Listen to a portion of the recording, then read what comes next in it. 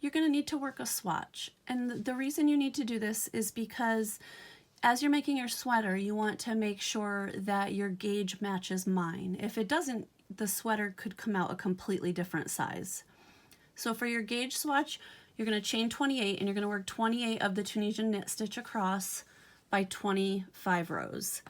And my swatch ended up being 5 1/4 inches wide by 5 inches tall.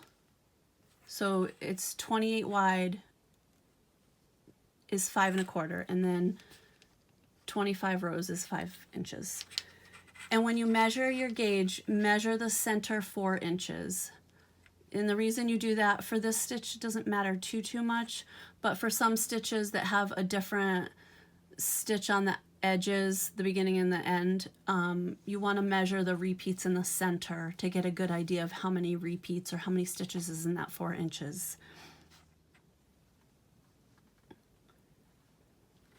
If you have more stitches in 4 inches than I do, say you have 20 stitches in your 4 inches, that means your gauge is tighter than mine, and you're going to want to go up a hook size. If you have, say, 14 or 15 stitches in your 4 inches, then your gauge is looser than mine, and you're going to want to go down a hook size. And you can adjust your hook size until you can meet that 18 stitches in 4 inches, and your gauge should match mine, and you will be all set to make the garment.